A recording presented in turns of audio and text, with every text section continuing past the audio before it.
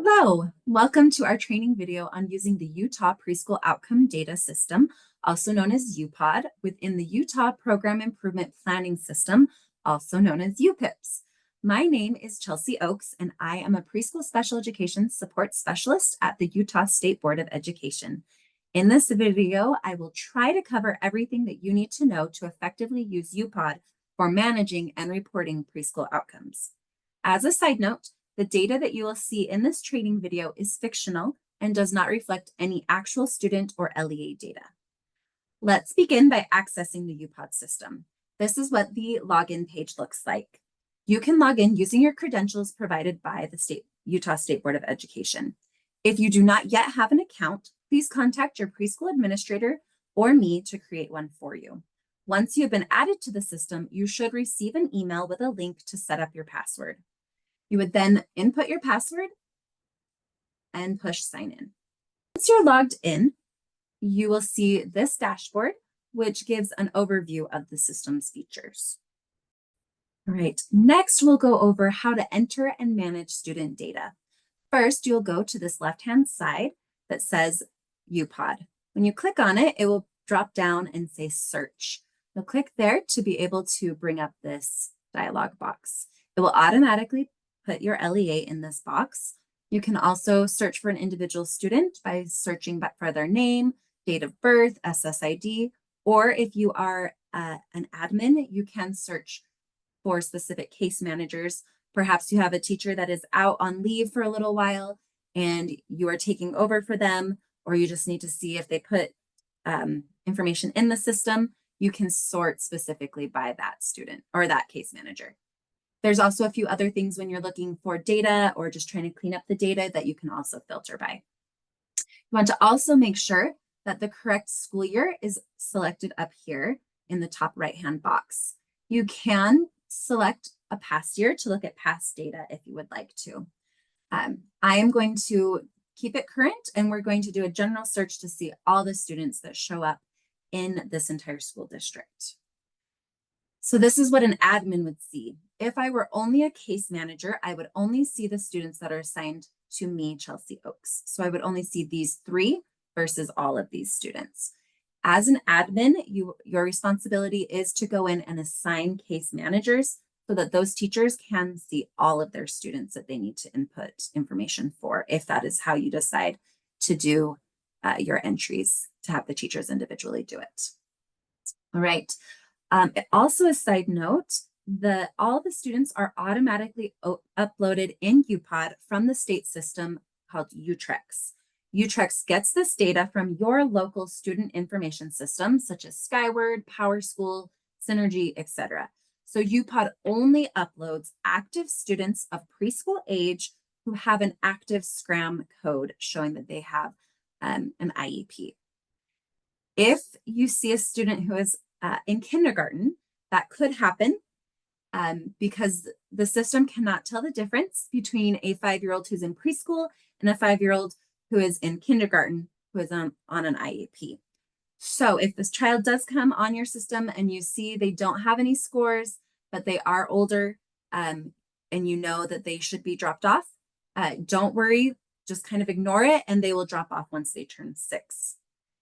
You may also see students, I don't see any on our fake data, but sometimes you'll see students who are much older than 6 who are in the system. And this is because if they have an entry score, no matter how old they are, they will stay in the system until they get exited. This is just the way the system is built. So if you have a student that is like age 15 that's still in your system because they have an entry score, you can go in and exit them by saying there's no data available, and then they will drop off your system. So that's just one way you can clean that up. All right, so let's go into a student who has no scores and see what we would do to put those students that student's information in. So I would click on this number. It's their state ID that they're assigned, their SSID. And you can see it would have their first name and last name, their birth date, their placement code would be up here, state ID and the LEA that they're assigned to so that you can make sure that this is the right student that you want to put the information in for. I would put the entry score date. This is the date that the child enters special education. So you may not be putting this information in this day, but you know that you held the eligibility and IEP meeting on, let's say I held it November 4th. And I am going to put it in there because that is when we determined that they were eligible for special education. And for that eligibility determination, we used a number of assessments and I can put them right here. I would say we used the Battelle, which I may be spelling wrong. I also used the DOT or classroom observation. I maybe had parents fill out an ASQ. Any information that you use to determine their eligibility is what you would put in the entry score assessment, name of assessment tool right here. You will then, I do feel like I need to add a T. There we go. Then you'll come down to the child outcome summary scores. This is the actual scoring that we do for students. Now we score students in 3 areas: positive social emotional relationships, acquisition and use of knowledge or skills, and using appropriate behavior to meet needs. There is right here a decision tree that you can click on, and it will bring up the decision tree. I'll make it a little bigger so you can actually see it. This is also available on our website, but it's always linked right there for teachers to review if they need a little reminder of what the numbers mean.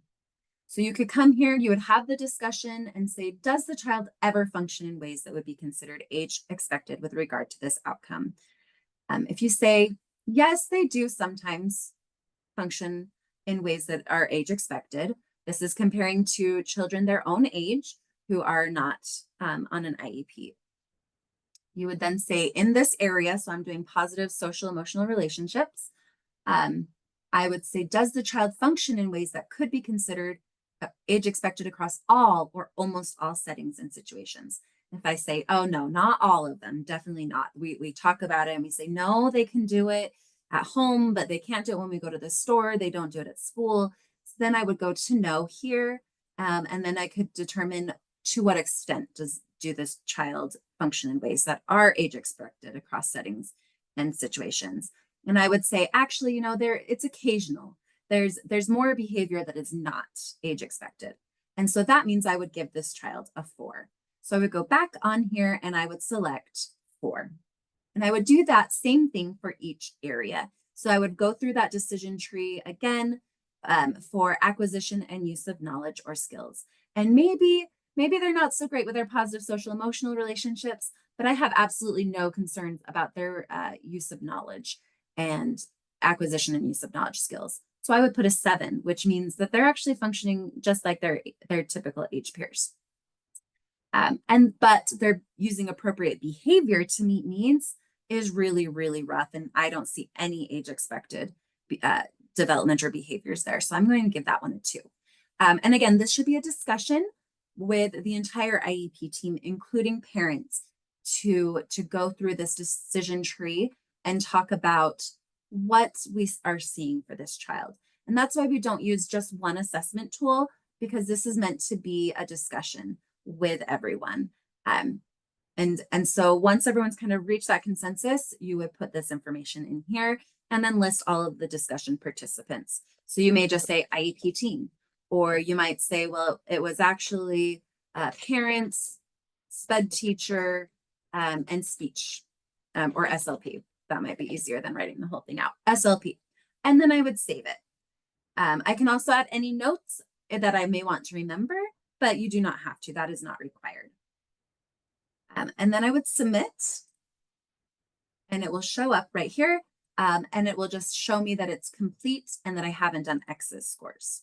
So when I go back to the search, that child will now show right here that they have entry scores.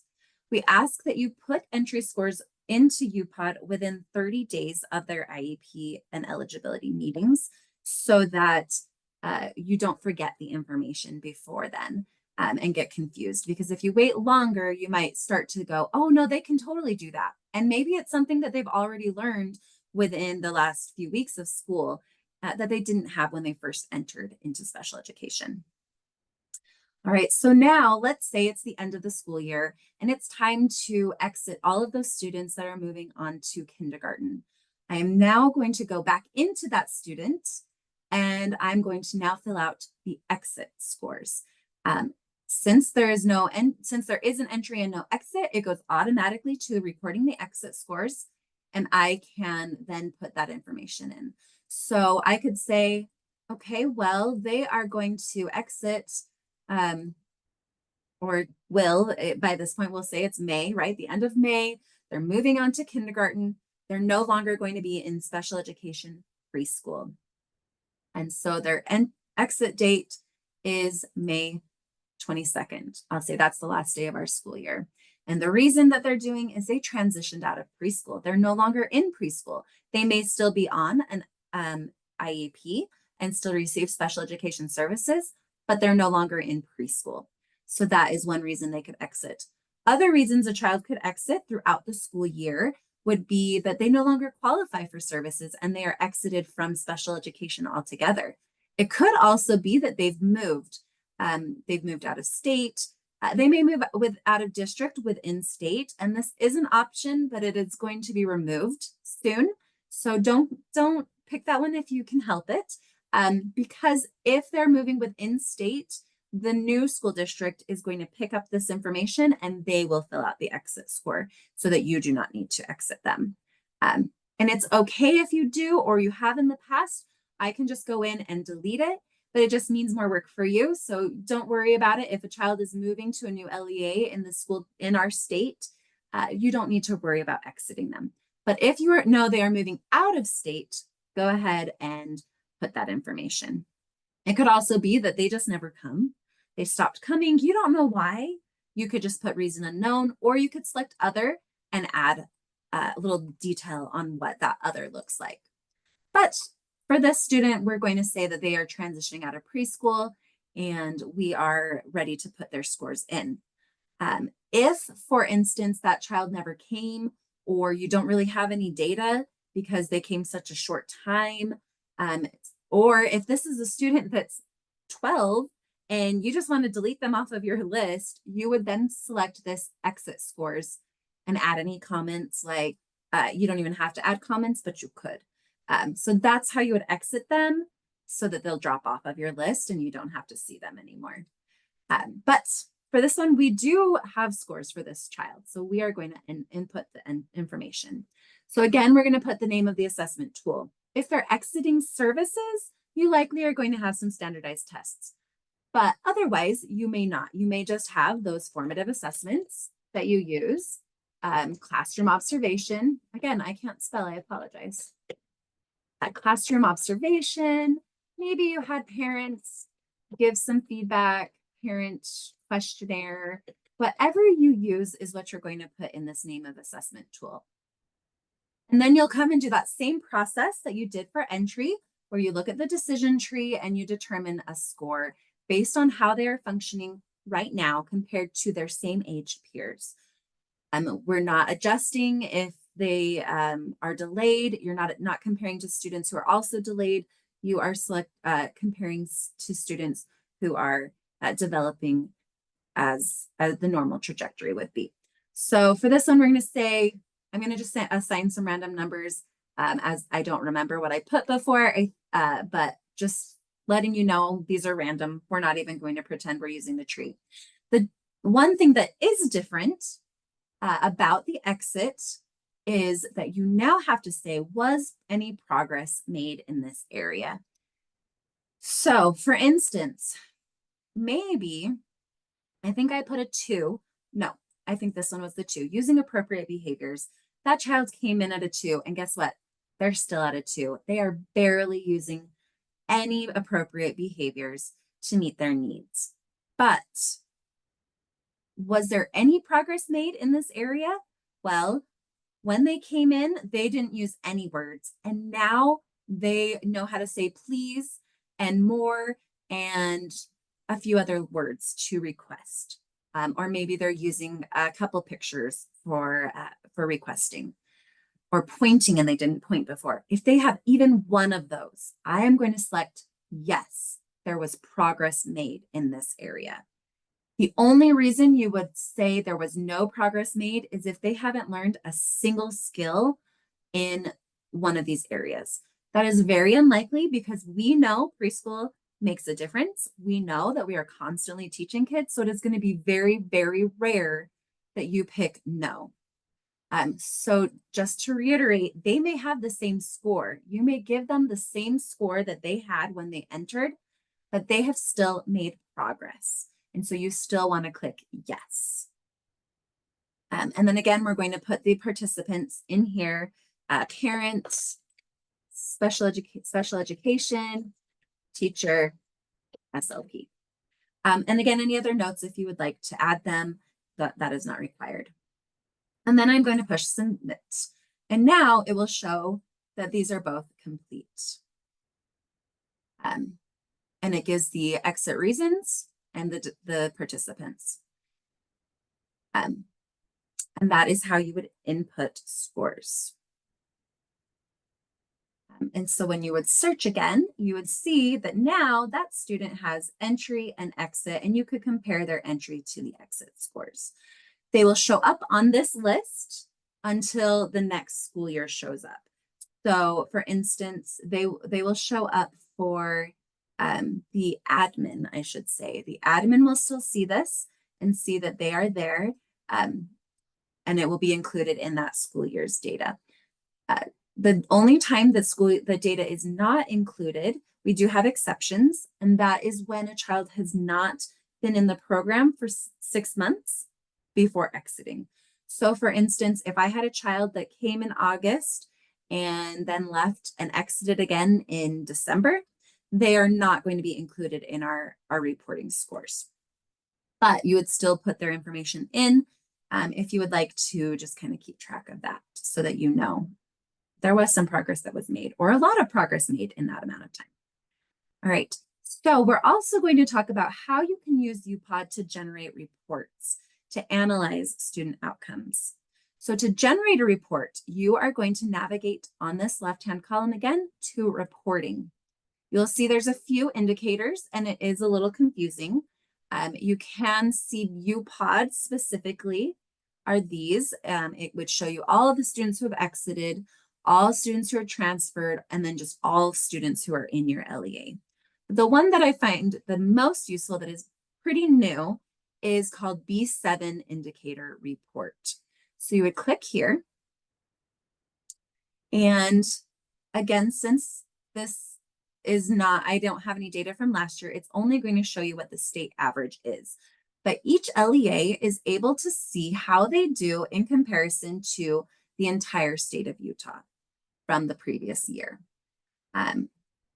So again, this isn't going to be great data just because it's a summary, but it will show you for positive social emotional relationships, how your school district did compared to the average in the whole state. In each category, you will see that. And then there's also some things called summary statements. And these are what we use for reporting to the Office of Special Education Programs, or OSEP, and what we use in our annual LEA determinations. Summary statement 1 is the one that we do monitoring for, and it is something that you could potentially have a goal on in your LEA to improve. And so this one, you could see the green is what the target is that we have set as a state. And this is how we are actually doing as a state of Utah. And then it would also include how your LEA has done. And you can see it for previous years and just kind of get that information and whether you met the target or not. So for instance, in this one, our state met the target of for knowledge and skills because we surpassed our goal, but the others we did not. And again, made up data, not real. And then summary statement 2 is not one that we are going to continue including in our LEA determinations, just because it's really hard to get. And we found that it was not very useful for LEAs to be focused specifically on this one. So we want you to focus on summary statement 1. And this one is specific to growth. Are the children coming in and making progress, making that growth before they exit? And that's what we want to see. Summary statement 2 is whether they leave preschool special education proficient. Are they now caught up to their peers, no longer needing special education in those areas? They may still need special education in other areas, but in the 3 areas that they have asked us to report on, they no longer need special education.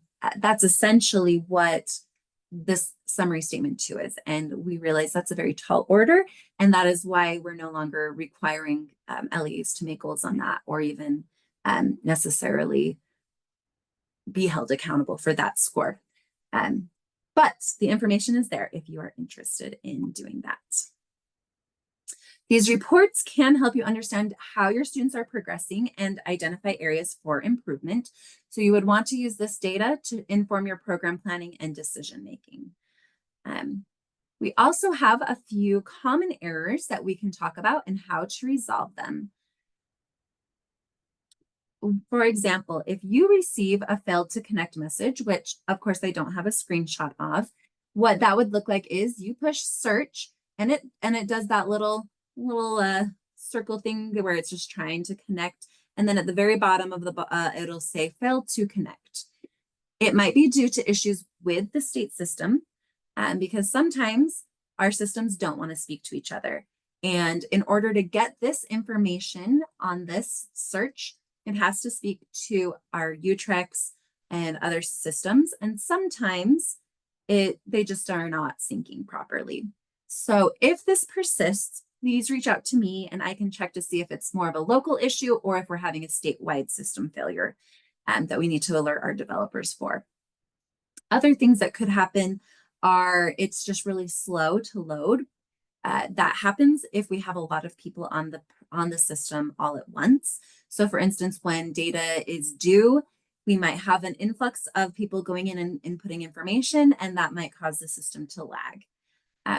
So just know it's just part of the system. Sadly, we can't really fix that part. But if you are having failure connecting or it's being really slow, just let me know and I can reach out and see if it is an issue with the system itself. Another thing that does come up often is that sometimes there's a student that is not showing up in UPOD that you have in your system. So if that happens and they're not syncing, please ensure that all the student information is correctly entered in your local system, your SIS, including an active SCRAM that indicates the student is on an individualized education program. Because again, this will only pick up students who are active preschool age students with an IEP. If you have checked that, also please check with whoever is in charge of UTREX, uploading information to UTREX. It's usually a district person. Please check with them to make sure that there haven't been any errors thrown. Sometimes we put information in the SIS and then it goes to UTREX, and then without really alerting anyone, it just kind of throws back an error. And then you don't realize that it's not connecting for some reason. So check to make sure that hasn't happened. If you've checked both of those things and they look good on your side, please reach out to me and I will work with the special education team to figure out what we can do. You can also use our student support professional learning and training request portal. If you ever feel like you have specific questions and you want me to walk you through the system one-on-one, or if you want me to come to your LEA and do a training on how to do the scores, how to put in the information, what best practices are, those kinds of things. I'm always happy to do that. So to wrap up, we've covered the basics of accessing UPOD, entering and managing student data, generating reports, and troubleshooting common issues. Remember that accurate data entry is key to effective reporting and program improvement. For additional resources, please visit the UPOD resources page on our website, which I can show you right now. So we have schools.utah.gov. And if you go to sections right here, special education, you would then go to programs and then to preschool, and it will show you all the information. Again, I'm sorry if this is very small. All of our UPOD information is indicator 7 outcomes. This is where all of our resources are available. It will help you with any, we have the decision tree, some definitions for what we mean when we're saying social emotional skills, those kinds of things. Also information on how we determine the scoring, how essentially we take those entry and exit scores that the teachers rate, and we turn them into categories of how the child did in terms of their trajectories, if they improved their functioning, or if they did not improve functioning, they improved their functioning, but it didn't change their trajectory. They improved so much that they moved closer to functioning like same age peers. They improved functioning to that of their same age peers, or they started and ended as functioning like same age peers. They then use that to funnel it into those two summary statements of growth, proficiency. They do some math, and that's how we get that annual LEA determination, where we will send that summary statement data for you to see your score based on the targets as well. So there's a lot of resources right here that you can use. But of course, if you have additional questions, please reach out to me.